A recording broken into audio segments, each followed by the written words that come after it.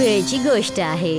कृष्णपूर नावाच्या राज्यामध्ये मिथिलेश रोज आपल्या नाईच्या अवजारांचा डब्बा घेऊन निघून जायचा आणि गावाच्या एका झाडाच्या जवळ जाऊन बसायचा, जिथे लोक त्याच्याकडून येऊन केस कापणी करून घ्यायचे. आज राजाचा एक दूत आला आणि त्याला बोलायला लागला.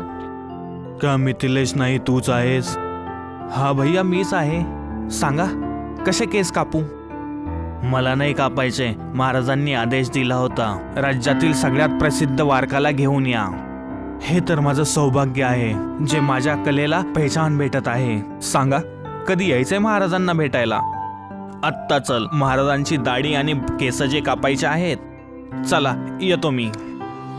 दूत मिथिलेशला राजाच्या खोलीपर्यंत घेऊन गेला. राजा इंद्रजीत आपल्या खोलीमध्ये बसलेले होते आणि दूतला येताना पाहून तो त्याला बोलतो. तर हाच आहे का राज्यातील सगळ्यात चांगला वारीक?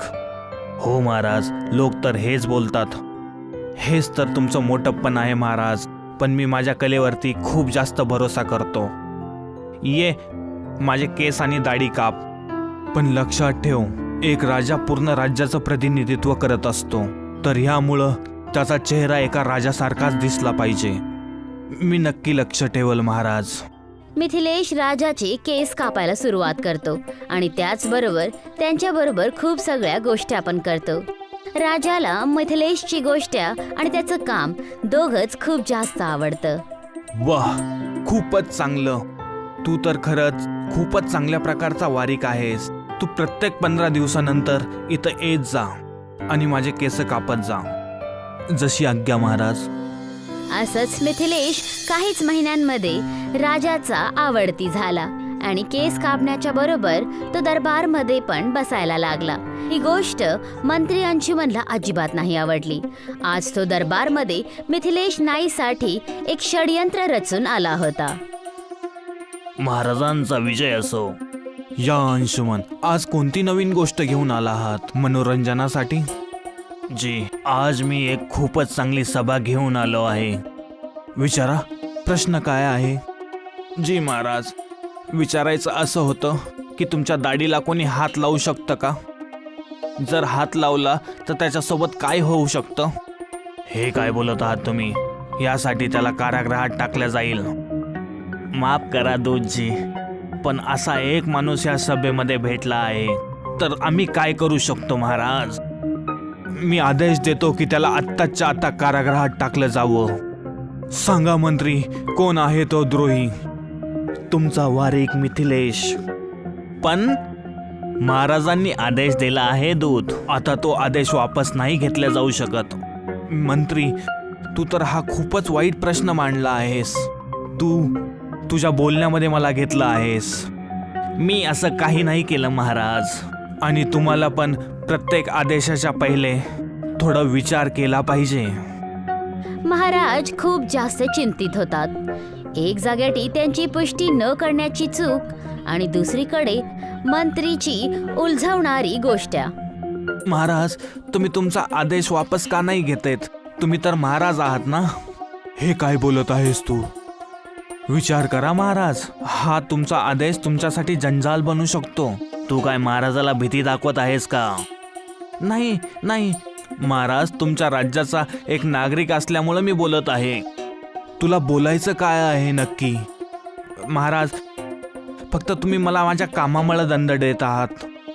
वारीक असल्यामुळे ते माझं काम होतं, त्यामुळे तुम्ही मला सोडून द्या. मी तर फक्त एवढंच म्हणत आहे की बाकी लोकांनी पण असंच अपराध केला आहे. कोण आहे ते नाव सांगितलं जावं. तुमचे 2 नातं आम्ही बघितलं आहे की ते तुमच्या मांडीवर चढून ते तुमच्या केसाशी आणि दाढीशी खेळतात. खूपच हुशार आहेस वारका. मानलं तुला कोणताच दंड केला जाणार नाही. मी तर फक्त तपासत होतो की अशा परिस्थितीमध्ये तू काय करू शकतोस. पण महाराज, पण बिन काही नाही मंत्री.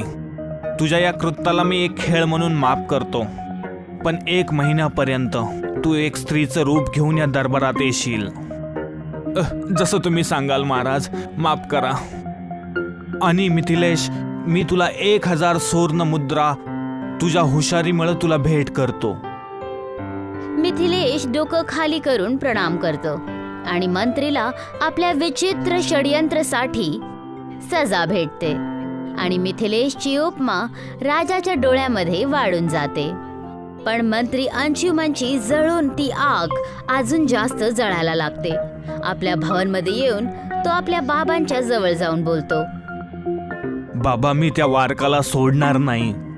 तुम्ही तर मागच्या राज्याच्या कार्यकाळात मंत्री होतात. तुम्ही माझी मदत करा. पण शेवटी काय झालं आहे? अंशुमनने पूर्ण घटना आपल्या बाबा घनश्यामला सांगितली. त्याचे बाबा खूप जास्त रागावर आले. तुला त्या वारकामुळं एका महिलेच्या रूपामध्ये जावं लागलं. माझ्याकडे खूप चांगली आयडिया आहे, लक्ष देऊन ऐक. घनश्याम एक योजना अंशुमनच्या कानांमध्ये जाऊन सांगतो आणि अंशुमनचे डोळे चमकून उठतात. बघताच बघता 1 महिना पूर्ण झाला होता आणि आज मंत्री अंशुमनच्या सजाच्या अनुसार त्याचा साडी घालण्याचा शेवटचा दिवस होता. तो सभामध्ये आपल्या बाबा घनश्याम बरोबर आला होता. या मंत्री, काय गोष्ट आहे? आज माझे मंत्र्यांना पण घेऊन आला आहात. वडिलांची अचानक मृत्यू झाली होती आणि ते काही दिवस स्वर्ग लोकात होते. अच्छा, स्वर्ग कसा होता घनश्याम? की तुला माझे तिथं पूर्वज भेटले? हो, नक्की भेटले. ते राजासारखं जगत आहेत. जेवण बिवण पण सगळं ठीक आहे, पण ते काही दुःखी आहेत. म्हणजे माझ्याकडून काही कमी झाली हे राज्य सांभाळण्यासाठी, की वेगळी काही गोष्ट आहे? असं काही नाही महाराज, ते तुमच्यावरती तर खूप जास्त खुश होते. तर सांगा, अशी कोणती गोष्ट आहे परेशानीची?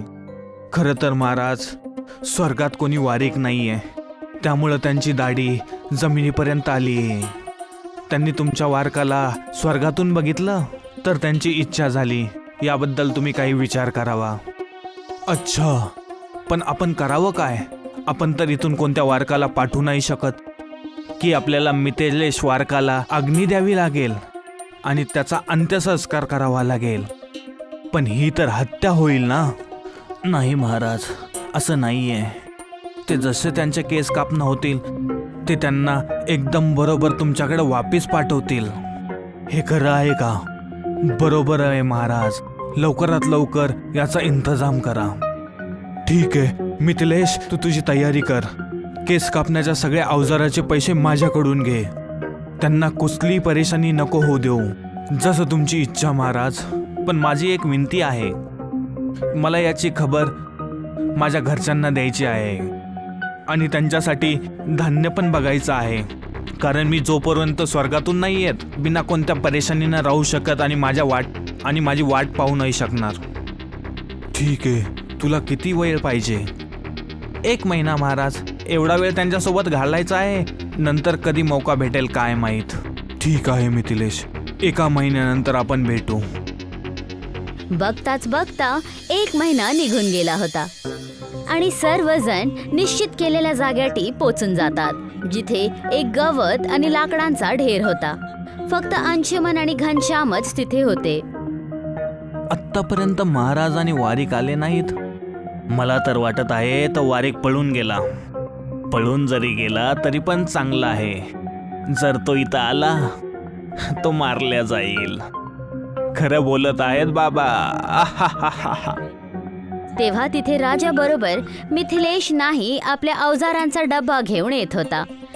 हे बघून घनश्याम आणि अंशुमन चौकून गेले. माझी मंत्री, तुम्ही असं का बघत आहेत? नाही भैया, नाही. मी फक्त विचार करत होतो की आता तुझ्यासोबत खूप दिवसांनी नंतर भेट होईल. महाराज, अग्नी तुम्ही द्या. आता मी या गवतात चालल्या जातो. मिथिलेश गवतामध्ये शिरतो आणि महाराजने काहीच वेळामध्ये तिथे आग लावली. पण आश्चर्याची गोष्ट ही होती की कुणाची आवाज पण नाही आली आणि असं वाटलं की जसं गवत तेवढं जळत आहे. असं वाटत आहे तू खरं बोलत होतास घनश्याम. आता मिथिलेश स्वर्गात माझ्या पूर्वजांचे केस कापेल. नक्कीच महाराज, खूपच आनंदाची गोष्ट आहे. महाराज खूप जास्त प्रसन्न होते आणि त्याचबरोबर दोघे बाप लेक पण दोघांचा प्रसन्नताचा कारण वेगळा होता. 3 महिने निघून गेले होते, पण आतापर्यंत नाई परत नाही आला. राजाला चिंता व्हायला लागली. तर त्यांनी मंत्री आणि त्याच्या मुलग्या घनश्यामला बोलवलं. महाराजची दाढी आणि केस खूप जास्त वाढले होते, कारण आता ते दुसऱ्या कुठल्याच नाईकडून केस कापून घेत नव्हते. महाराजांचा विजय असो, महाराजांचा विजय असो. तो वारीक आत्तापर्यंत वापस कसा नाही आलाय? त्याला आत्तापर्यंत वापस यायला पाहिजे होतं. असं पण होऊ शकतं त्याला स्वर्ग खूपच जास्त आवडला असेल महाराज.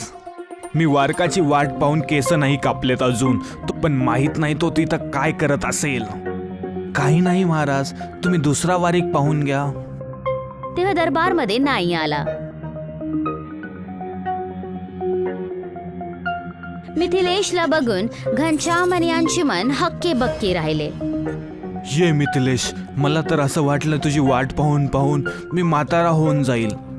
माफ करा महाराज, तुमच्या पूर्वजांनी मला तिथं थांबूनच घेतलं होतं. अच्छा, काय चालू आहे तिथं सांग मला मिथिलेश. खूपच चांगलं चालू आहे महाराज. चांगलं जेवण, चांगलं झोपायची जागा, तिथं सगळ्यांचे केस कापायला मी शिकवलं आहे त्यांना. अच्छा, अजून सांग मला स्वर्गाबद्दल. महाराज, तिथं एक समस्या नक्की होती. सांग, काय समस्या आहे त्यांना, मी आत्ता ठीक करतो. महाराज, स्वर्गातील 2 मंत्र्यांनी आत्ताच धर्तीवरती जन्म घेतला आहे.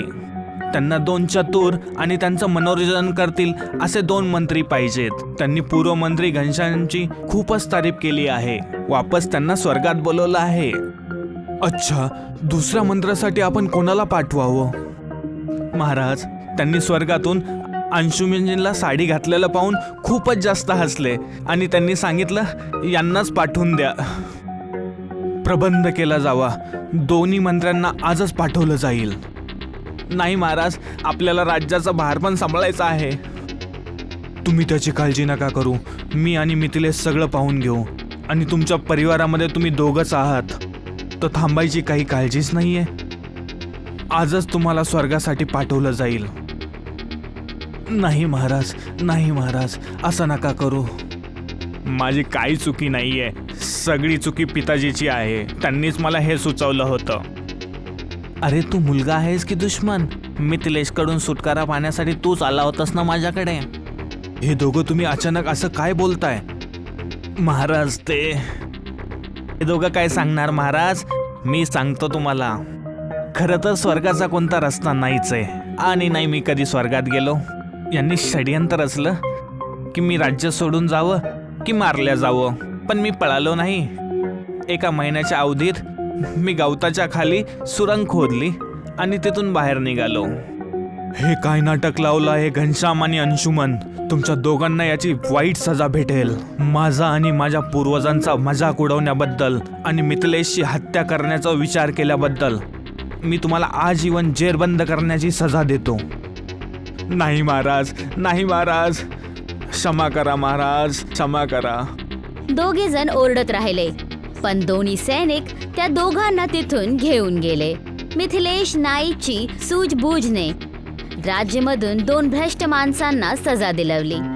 चतुर नाईकडून खुश होऊन राजाने त्याला खूप सगळे रत्न आणि आभूषण दिले. ह्यानंतर मिथिलेश राजाचा एक खूप मोठा सहाय्यक पण बनला.